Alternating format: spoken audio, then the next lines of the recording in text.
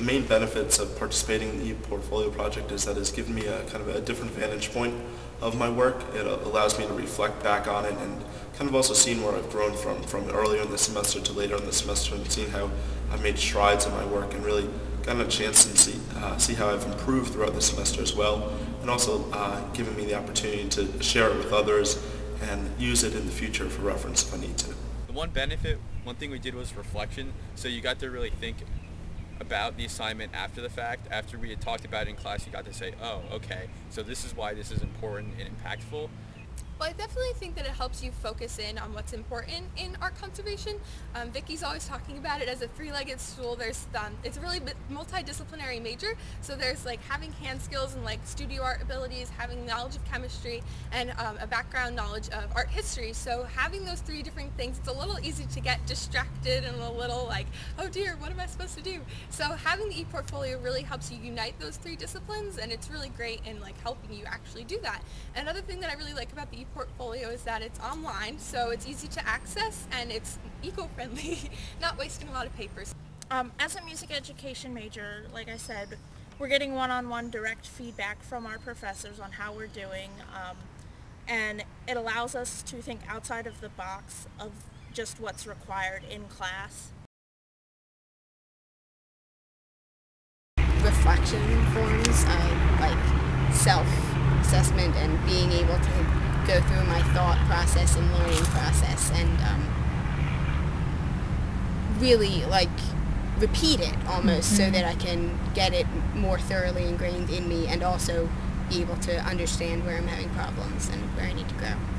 In our ePortfolio, it's like broken down into like different sections. So there's one about like handling and manual dexterity, there's one about chemistry concepts, there's one about how like art applications, there's just a variety of different questions. I think the one that's most important though is the chemistry concepts, because I think that's the most difficult for people to see, like how chemistry really fits into the major and how it's really important to the field. So having those chemistry questions in there that are like, well, how do you think chemistry really connects to what you're doing in your art history classes and in your like studio art classes, I think that's probably the most helpful section. You usually like submit your response, and then you'll get something back from your professor, and it'll be like, oh, this is great, I'm glad that you see how this is connecting to this, or why don't you explore this concept a little bit further. It's really good because you get that faculty component that really helps you guide your study further. I think that the feedback from our professors is the one thing that like helps the most. So when we go to do things in the future, we are we're thinking about the feedback we've already received, as well as thinking to the future about what comments they may make about our work that we submit. On our jury reflection sheet, we had to talk about what how we were at the beginning of the semester, and then how we progressed throughout the semester, ultimately to our final jury at the end of the semester. So throughout the semester, our professor was giving us comments on what we needed to improve or how we could improve it. And at the end of the semester, we looked back to see, did we do what the professor suggested to do, or were there things we could have done better? We're actually right now preparing for our spring juries. Yeah.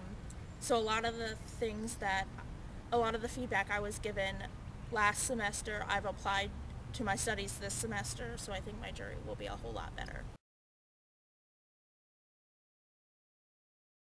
I can do it, actually. I had a lot of trouble with the reflections. They were most helpful, but they were very difficult. Mm-hmm. So sometimes just doing what seems impossible is helpful.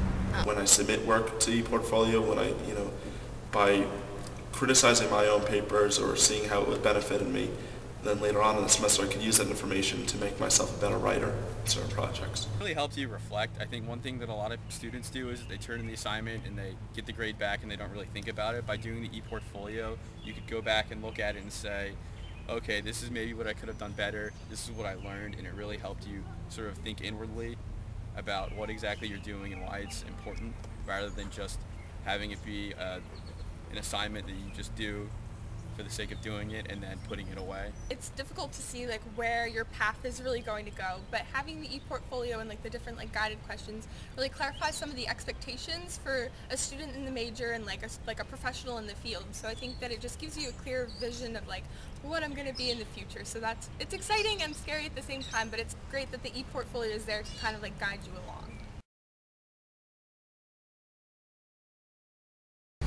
The best students and best teachers, I think, are those who are always learning, who never stop learning. So it's not like school, college, and the end. It's a lifelong thing. And the portfolio, by helping you think through your learning process, not only helps you in college, it helps you to teach yourself really long term.